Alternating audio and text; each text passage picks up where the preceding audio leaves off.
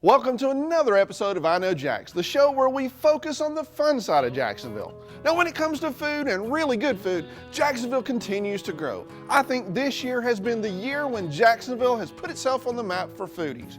We have a lot of talented chefs in Jacksonville and a lot of really great places to go and eat.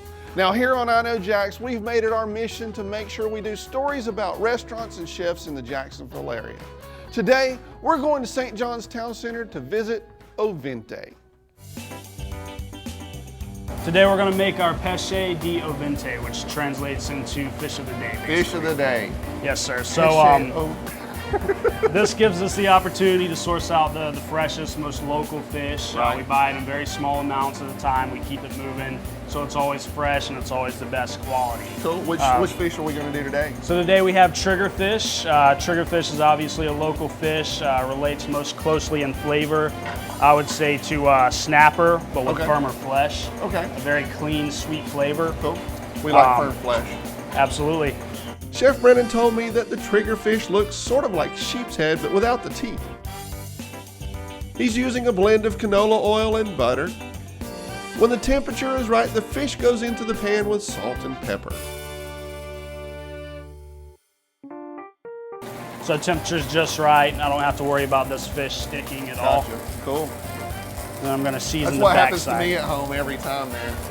So I'm not getting it hot enough is what we're saying. Okay, and this fish is going to cook really fast. You know, as you can see, it's very got a nice thin. sear on it, yeah. Yes, sir. And I'm going to cook this presentation side down the entire time. Okay. What that's going to do is it's going to make it very golden brown on the top. Cool.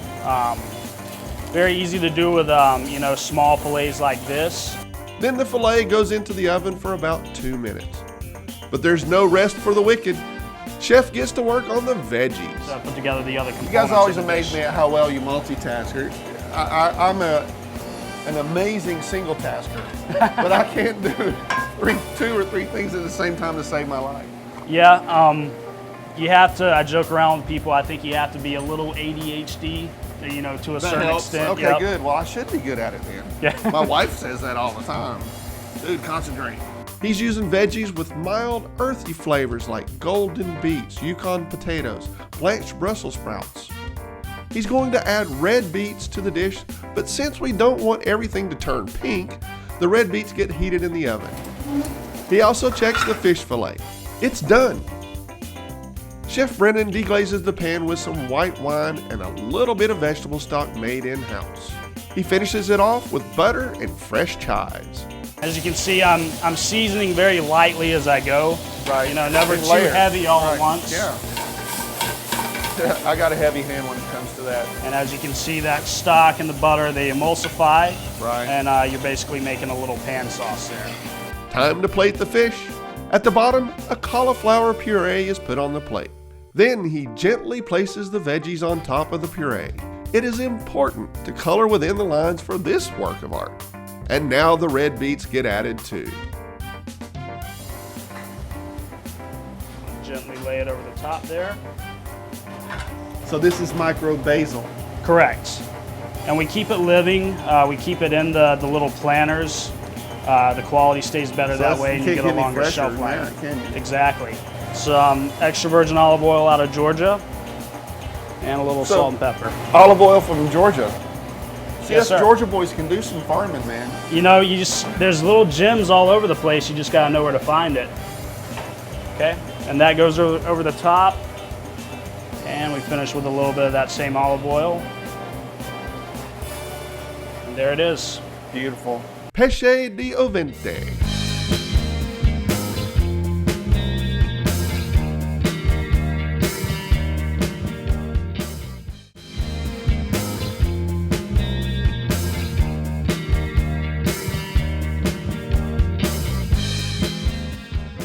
I'm hanging out with Scott, the sommelier here, and we just cook fish in the kitchen. And you have suggested something a little unusual to me when it comes to a wine to pair with a fish. Tell us a little bit about it. Santa Lucia Highlands, which I love Santa Lucia Highlands for Pinot Noir. It's, if you've ever played golf in California, it's basically the backdrop of Pebble Beach. Gotcha, okay.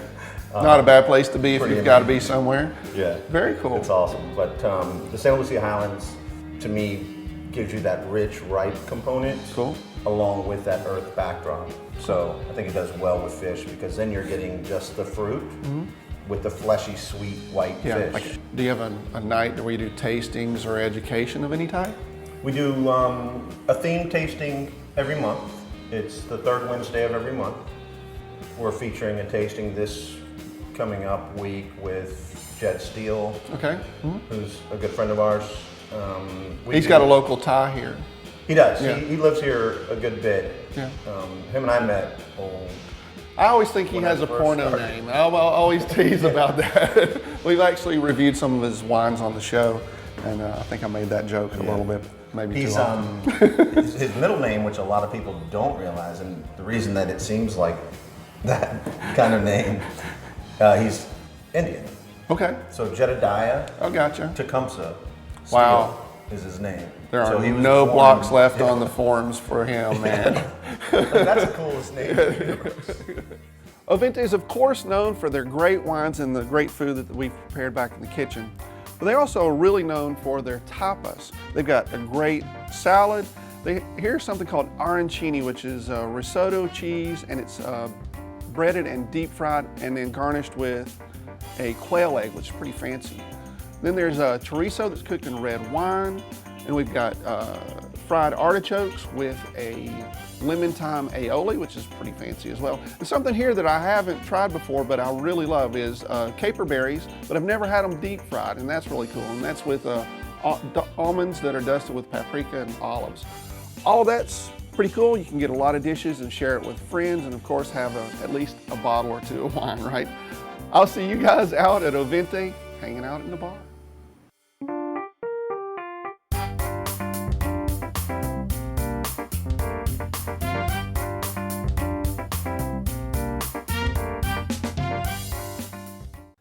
July is the month where we celebrate Independence Day, and it's also the month where we have Shark Week. And it seems like this summer the news media is really following the movement of the sharks. And I guess by now everybody has realized that yes, we have sharks swimming around in the ocean. But let's move from swimming with the sharks to something completely different. Bill Penner is going to teach me how to make ceviche. Well, we start with some vegetables. In this case, we're going to use some celery. Some celery, not bad. We're going to chop it up kind of fine. Don't need a whole bunch for the portion we're doing today. Well, it is spoon size. It is spoon size. We're not going to go crazy here. We're not making a salad, right? We ain't making a salad, Joe. Bill continued with the shallot. I wouldn't normally discard that, Joe, but for me, I'm doing it for you. The best. Special. TV. Then we take one of these babies, a little jalapeno pepper. Or habanero. Habanero. I know the difference. Those are a little hotter. That'll hurt you. I like those. That's why I wear the one glove. The Michael Jackson style. I don't want to touch those seeds. Got ya. Now we have celery, shallots, and habanero in the bowl. Time to add fish. Bill cuts the snapper into tiny pieces to reduce the time it takes to marinate. So fresh local ingredients, made right here. Made right here in Florida. Gotta love it. He adds a pinch of sugar to balance the heat just a little bit, and about half a teaspoon of sea salt. Then we add lime and lemon juice. I'm doing pretty much 3-to-1. Gotcha. Lemons, 2 lime juice. So I'm gonna ask a dumb question. Whitefish, is that a type of fish or? Well, we just use several different types of fish. of whitefish? Okay. Yeah. So one day it could be flounder, one day it could be tilapia. So a whitefish, I got you. A whitefish. Gotcha. Okay, cool. So that's about the consistency we want. All right, sweet. So you can see that it's already starting to cook. Yeah. All right. And the trick there is cutting it up into small pieces so you don't have to wait too long, right? That's correct. The fresh basil smells really good. What type of basil is that? That doesn't look like the regular globe basil or... Well... It's that kind of basil. That's basil. What we get from like McClenny, Florida. Gotcha. There's a little Local. herb farm there. Sweet. We're not trying to break any chopping records. No. I don't break any records of any kind. So that's we're just going to use a small amount of that basil. Oh, nice. And we are going to, we've pretty much completed the dish. So we pretty much finished our ceviche. So I'll show you how we would serve this. All right. And I'll show you how I would eat it. Because, I don't think you know, but there's the Peruvians who this recipe is based on. Right. They have a certain way of eating ceviche. Oh, I didn't know that. And they don't dip it. Okay. And they don't spoon it. They don't use chips for it. It's one bite. Slurp the whole thing down. Slurp the whole thing down. That way you get everything. My kind of people. Yeah. I like those. So you get the juice and you get everything. So we got our little toasted chip. You take the whole spoon. Dude did it right. So it's like a shot. It's a seafood shot. And it's delicious. So, not to be outdone, I'm going to have to try that too. It's a whitefish ceviche shot. He's already changed the name of it. From a spoon to a shot. Dude, that's awesome. Nice heat. Fresh and easy. You get a little heat in there. I like that. We might have over habanero. No, not for me, man. You can't get it too hot. Wow. Many of my friends are on vacation right now, but for me, well, there's no rest for the wicked. It's not quite true. I did take a little bit of time off last week, but right now we're working on stories for the fall season and making our production schedule. So if you have ideas and suggestions about things we should do, feel free to send them to me. You can find my contact information on my website at iknowjax.com.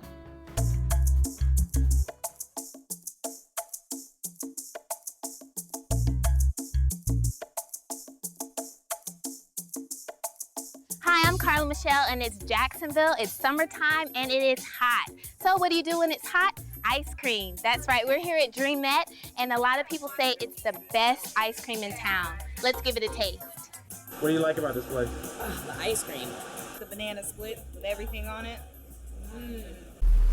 Everything. It's just really good. It's not too sweet. It's not too watery, like some are just, it's like too much ice or too much milk. It's like perfect. Yeah.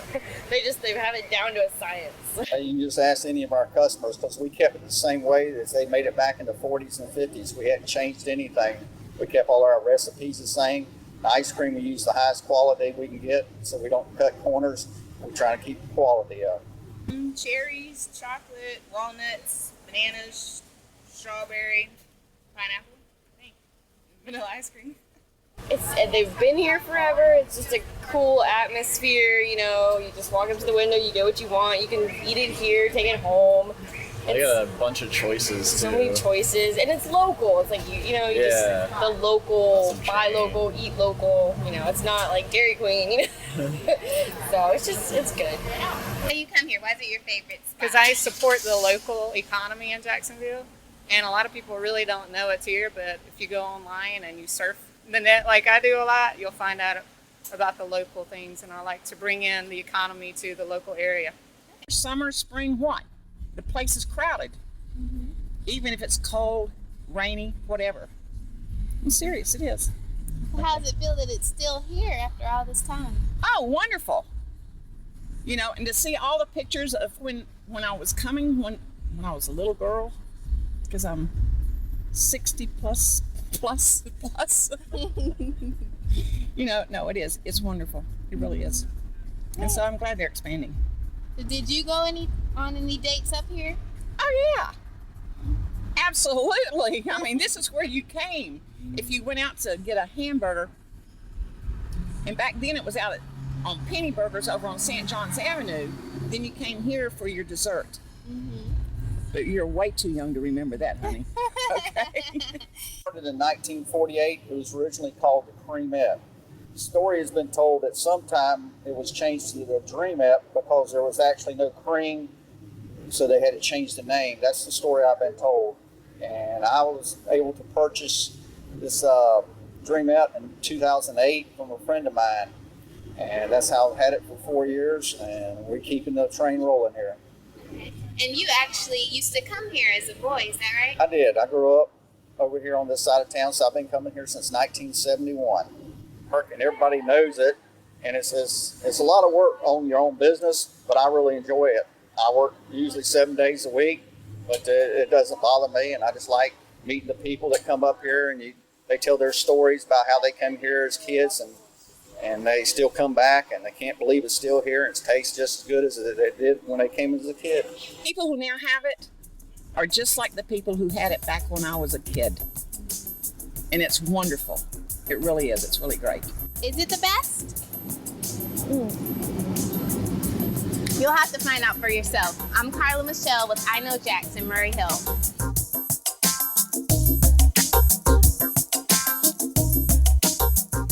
That's it for this week's episode. I'll be back with another episode next week. But until then, I'll see you on the internet. I hope you enjoyed the video. I would love to hear from you in the comments below. Now, if this is your first time watching an iknowjax.com video, I would love to have you subscribe so that I can continue to help you find fun things to do in the Jacksonville area.